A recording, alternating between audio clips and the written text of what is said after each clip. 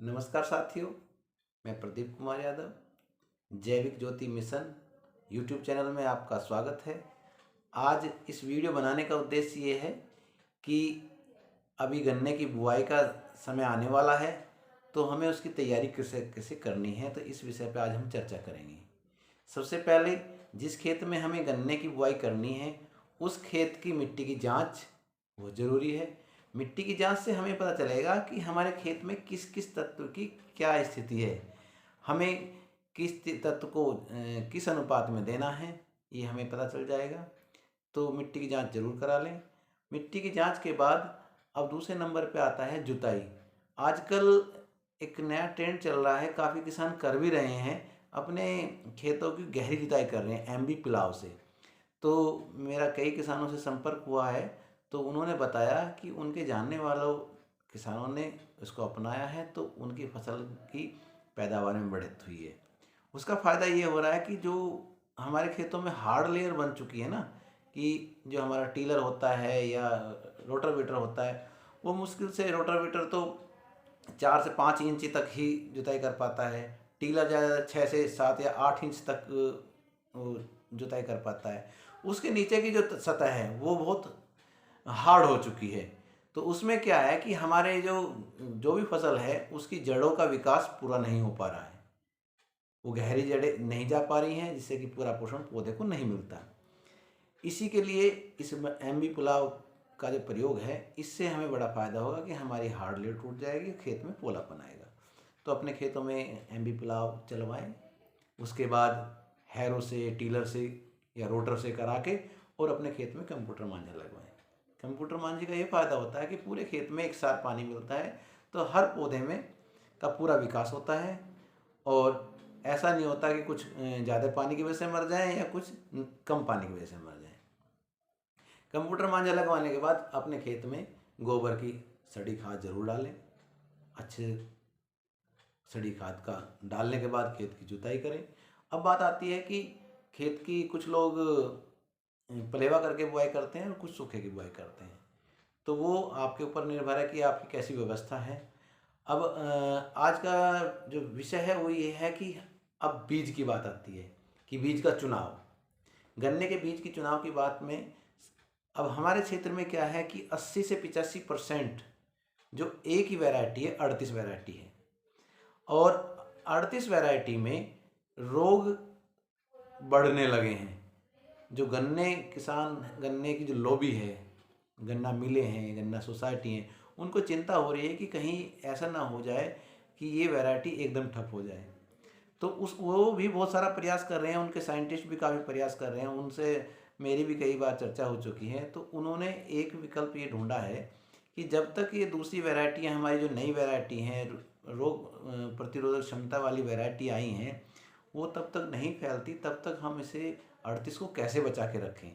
तो उसका निदान ये है कि हम अपने गन्ने को का जो बीज है वो संशोधित करके बोएं, स्वच्छ गन्ना बोएं। होता ये है कि जिस दिन गन्ने की बुआई होती है उस दिन दूसरे किसान साथी या लेबर से हम काम कराते हैं, तो कई बार होता क्या है कि हम गन्ना जो होता है ना, जो रेड रोट वाला गन्ना होता है, जो बीमार गन्ना होता है, उसको हम काट के उसे बो देते हैं। अगर हमने बीमार ही बीज बोया है तो पौधे तो बीमार होना है, ये तो निश्चित है। तो सिंगल बड पर इस टाइम गन्ना मिलों का, सोसाइटी का बहुत जोर है। पूरा प्रशासन ये इस पे लगा हुआ है कि आप सिंगल बड बोएं और संशोधित बोएं। और आजकल ये कई सालों से चल रहा है, आप भी समझ रहे होंगे कि ट्रेंच विधि। ट्रेंच विधि से मतलब है कि हम अपने गन्ने के बीज की जो लाइन से लाइन की दूरी है वो बढ़ा लें। उसका फ़ायदा ये हो रहा है कि जब हम लाइन से लाइन की बीज की दूरी बढ़ाते हैं, तो जो हमारी गन्ने की पत्ती है तो उसका पूरा फैलाव होता है। जितना ज़्यादा गन्ने की पत्ती फैलेगी उतना ही गन्ना मोटा होगा।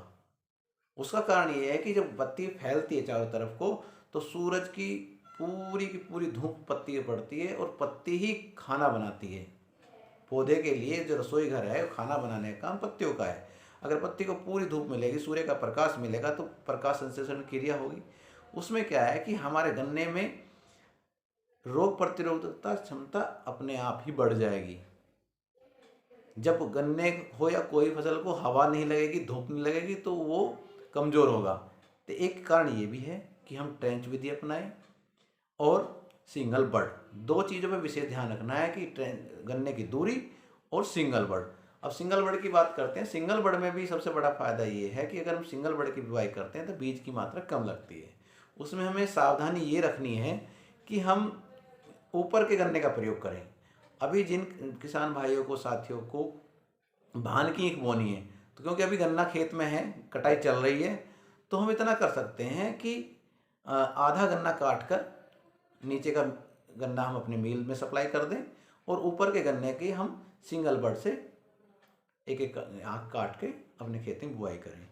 अब इसके भी दो तरीके हैं। हमने सिंगल बड तो काट लिया, अब बीज को संशोधित कैसे करें? एक तरीका तो ये है कि हम अपने टब में पानी भर के उसमें डुबो के टिप करें। उसमें दो तरीके से हम अपने बीज को संशोधित कर सकते हैं, जैविक तरीके से और रासायनिक तरीके से। रासायनिक तरीके से जो रसायन आते हैं उनमें डाल के, और जो जैविक तरीका है उसमें आप मट्ठे से भी कर सकते हैं। ट्राइकोडर्मा है, मेटाराइजियम है और सुडोमोनास, इनसे हम अपने गन्ने को संशोधित कर सकते हैं। और दूसरा तरीका एक ये भी है, जैविक तरीका है और आसान तरीका भी है, कि हमने अपने गन्ने काटे और खूड़ में अपने जो सिंगल आँख है वो, उसमें ध्यान रखने वाली बात है कि आँख ऊपर होनी चाहिए। ऊपर आँख धीरे धीरे रखते चले जाएं, आँख नीचे ना हो। और जो हमारी स्प्रे मशीन होती है सिंपल बैटरी वाली या हाथ वाली, उसमें पानी भरें और उसमें गौमूत्र डाल सकते हैं, आप मट्ठा डाल सकते हैं। अगर ताज़ा मट्ठा है तो आप 1 से 2 लीटर डालें, और अगर पुराना मट्ठा है, 2-3 दिन पुराना है, तो उसमें 1 लीटर मट्ठा डाल दीजिए और मोटा फुहारा करके आप गन्ने के ऊपर डालते चले जाएं। उसके दो फायदे होंगे, एक तो हमारे गन्ना है वो संशोधित हो जाएगा, और दूसरा जो हमारी मिट्टी है, जो संपर्क में, हमारे बीज के संपर्क में मिट्टी है, वो भी हमारी संशोधित हो जाएगी। तो दो फायदे होंगे, बीज उपचार और भूमि उपचार।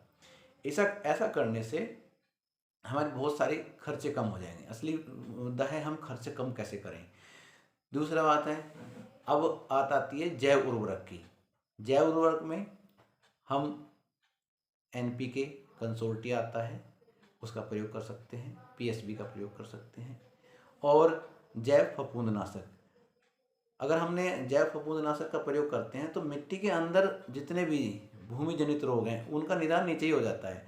उसमें से ट्राइकोडर्मा है, सुडोमोनास है, मेटाराइजियम है। इनका प्रयोग अगर हम करते हैं तो बहुत सारी समस्याएं अपने आप ही खत्म हो जाएंगी। उसमें दो विकल्प आते हैं, ये एक तो लिक्विड शेप में आते हैं और पाउडर शेप में आते हैं। तो अगर हमें पानी देना है तो लिक्विड शेप हम पानी के साथ चला सकते हैं, और अगर पाउडर शेप में आपको उपलब्ध है तो उसके लिए आपको पहले से ही पाउडर शेप में लेके, और जो अपना गोबर होता है उसको भुरभुरा करके उसमें 1 हफ्ते पहले वो पाउडर डालना होगा, जिससे कि वो डेवलप हो जाएंगे बैक्टीरिया। ऐसा करने से हम बहुत बड़ी मात्रा में अपने खेत के स्वास्थ्य को अच्छा बना लेंगे और दूसरा खर्चे भी कम कर लेंगे। ये जो जैव उर्वरक हैं ये बहुत सस्ते होते हैं, ये महंगे नहीं होते, और इनसे सबसे बड़ी बात है कि इससे हमारे खेत के जो हेल्थ है, हाजमा है, वो बहुत अच्छा हो जाता है। खेत में पोलापन आ जाएगा, पोलापन आ जाएगा तो जड़ें बहुत अच्छे से विकास करेंगी। जिस पेड़ की जड़ें ज़्यादा विकास करेंगी वो उतना ही मजबूत होगा। और एक बात मैं और कहना चाह रहा हूँ इस वीडियो के माध्यम से, हमारे खेतों का जीवांश कार्बन में बहुत कमी आई है। जो जीवांश कार्बन 0.75 से 1% होना चाहिए, और एवरेज जो है वो 0.25% तक है। और जब तक हम अपना जीवांश कार्बन नहीं बढ़ाएंगे, हम कितना ही फर्टिलाइज़र डाल लें, कितना ही खाद डाल लें या कितने ही केमिकल डाल लें, उसका कोई फ़ायदा हमें होने वाला नहीं है। तो मेरा अनुभव ये है कि अगर हम इन दिनों में हम गन्ने की बुआई कर रहे हैं तो उसमें जीवांश कार्बन बढ़ाने के लिए कई विकल्प हैं। आप अगर सूखे की बो रहे हैं तो सूखा बोने के बाद में जब खेत में जुतने लायक होता है तब उसमें आप लोबिया, ढैंचा, मूंग, उर्द, मक्का ये बखेर के ऊपर से जुताई कर दीजिए।